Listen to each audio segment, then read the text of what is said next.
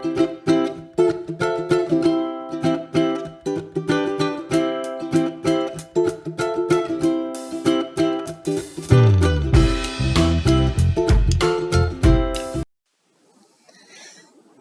Mrs. Firestone here.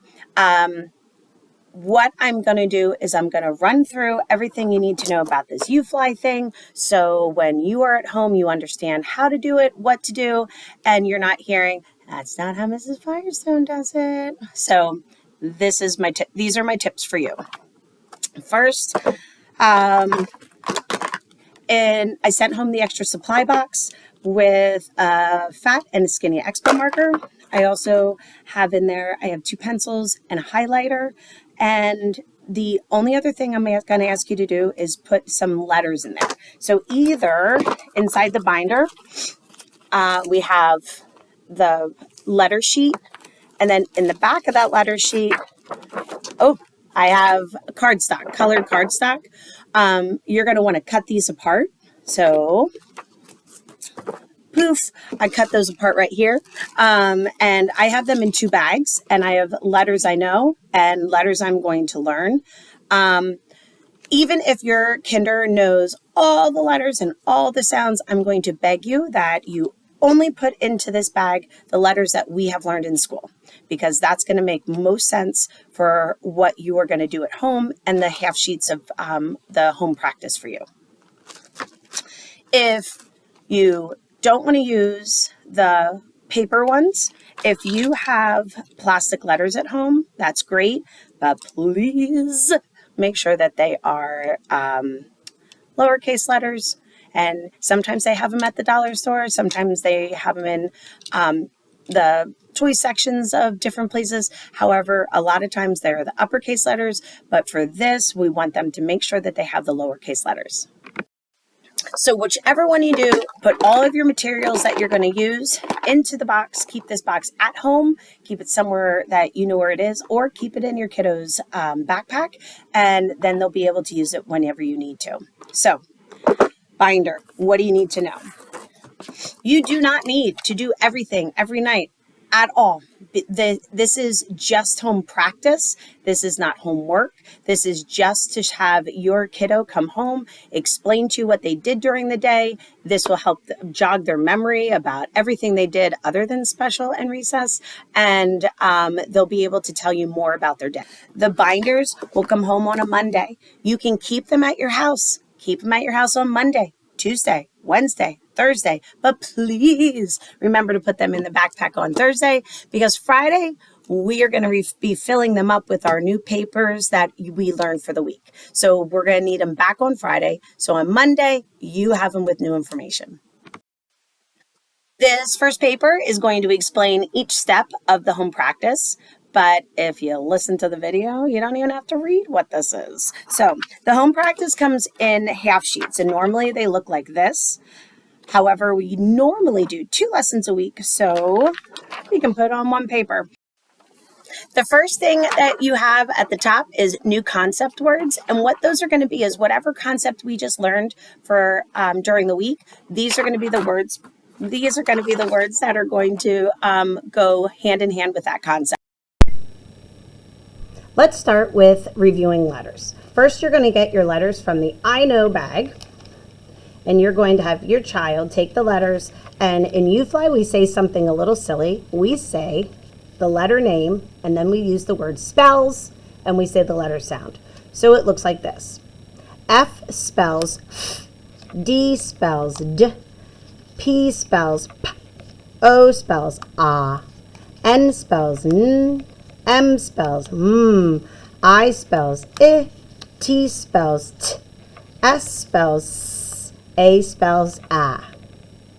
After you get those letters, then you can start building words. Your kiddo can take the letters from the top and pull them right down on the bottom and build them right here. So if you say, can you spell the word man? They're going to say man, and man.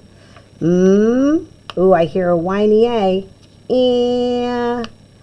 They're going to take their finger, put it underneath, and say, and man. We use this whiny A because he doesn't say ah like the regular letter short vowel sound for A. He says eh because he's next to his friend N, and he also can say that when he's next to his friend M. Ask your kiddo about whiny A. For instance, the word nap, they would start and say nap, nap. So they're saying each sound, they're blending those sounds into each other, and then they're going to go back, sweep underneath, and repeat that word. The other thing you can do with new concept words is you can do something called pound and sound, and that's something we use. Those are the words we use in the classroom, and what that means is we have a plate, we have our pound, we pound the word, and then we pull out the sounds in that word. So if I was doing the word nap, it would look like this.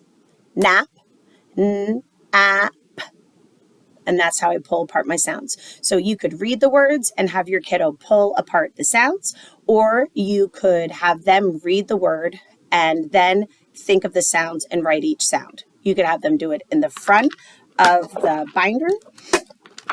We have an expo sheet that has the writing lines we use in the classroom, and we also have paper on the back where they can build their sound boxes. I'm going to show you how to build sound boxes in a minute. At. I'm going to write each letter for each one of those sounds. At.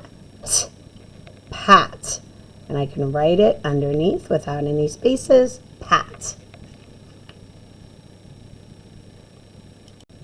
Write the word pat. I'm going to put my plate out and say pat. At. And now I'm going to write it. I make a box for my first one. At. Pat. At. Pat. The reason why you're making boxes is so that your child's brain is seeing that there are 3 sounds in the word, and there are 3 letters that are going to represent those sounds. Writing a word chain. If you're going to write a word chain, you would say, start with the word pin. You could go p, in, pin. In, pin.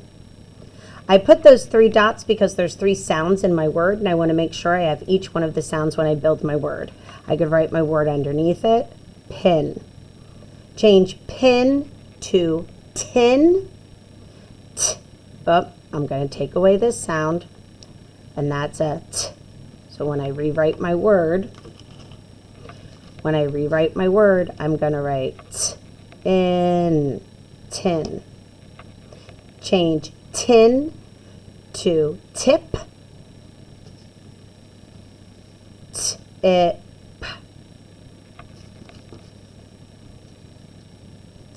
Tip. Tip.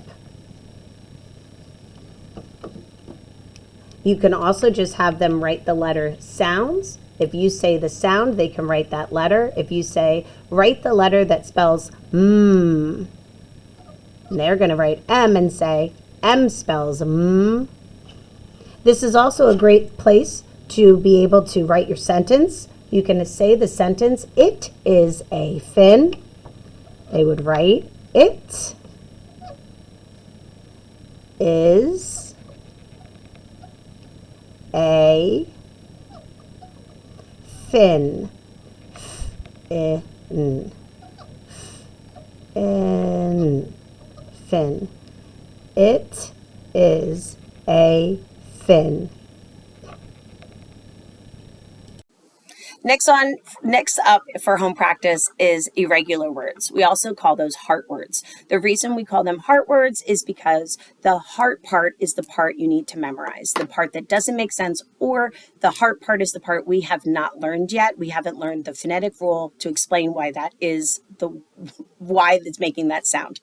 For example, when we first had the word and, every letter in and was a heart part because we didn't know that the when A is next to his friend N, he becomes whiny. He doesn't say the regular short A sound like ah.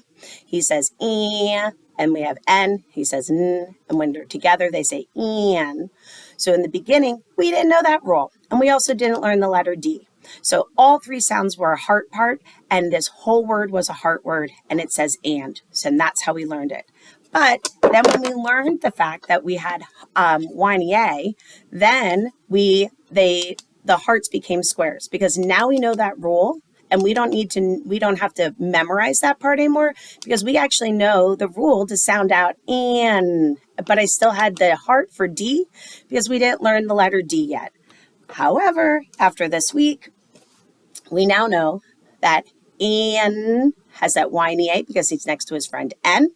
And then we also now know the letter D says D. So now we have and. So we actually can sound out that word. So it's not anymore, it's not an irregular word. It's an actual regular word that we can just read. So you are going to see during the course of kindergarten and into first grade, there's going to be a lot of words that are heart words or irregular spelling words. But the reason why they are is because we didn't learn that yet. Another one that you're going to notice that is a little crazy are these two buggers. The heart word A and the heart word I. You're thinking, why is that even an irregular word? That's what they say. It does, but we didn't learn the long vowel sound. So to us, we only know two sounds for this letter A. We know that he can say ah, and we also know that he can be whiny if he's with his best friend M and N, and he would say eh. But we don't know yet that he's going to be able to have a long vowel sound. So that is why he's a heart. Same with our letter I. We only know one sound for I, and that sound is eh, and that's the short vowel sound. So the reason why the letter I, the word I, is a heart part and a regular word is because we do not know yet. We have not learned the long vowel sound. So if you are wondering, that's why. So all these irregular words or will become regular words that we know the phonetic rules to sound out, but we just aren't there yet. The next part of your binder, you're going to have your decodable passage. So with the decodable passage, what do you have to do? First, you need to know that the decodable passages will be getting longer, but we are only using letters and sounds that we have learned with our heart words that we have learned. So right now, the meat of this story is a little small, but we still can get meaning out of the stories, and we still can understand who the characters are, what the problem is, or why the characters are upset, or what they're feeling like. So all of these things can happen. Some things you can do with decodable stories. You could have your kiddo sit down with a decodable story and read it to you while you're making dinner. You could sit down with them and take two different color crayons and go back and forth and put a red line under a sentence, a blue line under the sentence, and so forth. And then you read the red sentences, they read the blue sentences, and then switch. You also could have them read to a stuffy, have them read to a sibling, have them call somebody on FaceTime and read them the story on FaceTime, have them record the stories. You don't have to let us see them because we hear them read them in school. But you can also have them read them to a pet, a goldfish, a hamster, a dog. It doesn't matter. You have a baby, read it to that baby. You could do anything just as long as they're reading. I don't even care if you take one or two sentences out and read one each night. That's fine. Anything, and I cannot stress this enough, anything that you do is going to be great. The last part of the binder, we have our games. We have roll and read. This part is a game that we're playing in the classroom, and we roll the dice, we read a word, and we color it. But there's many different ways that you could do this. If you don't have a dice at home, we're sending home this in the binder. If you need it, use it. If you don't, that's totally fine. You're going to cut it apart, fold it up, tape it together, and you have a really cool dice. If you have a dice from a board game, then use that. But anything that you're going to be able to use to roll and read the words in that row is great. You can roll the dice and have them read all of them. You can have roll the dice and read one word and color it, roll again. You could play read a row and read right across with no dice. You could play jump the sound, and you could say the word and they jump the sounds in the word. You could play it read and color. You could play it read and snack, where you could put goldfish gummies or anything on the words. They just pick a snack off, they eat it, and they read the word to you. There are a million different ways to play this game, and basically the only right thing to do is have them read the words. Also, you could have them pound and sound the words. You could say the word mod, and they could say mod, odd, and then they're hearing the sounds in the words, and they can tell you there's 3 sounds.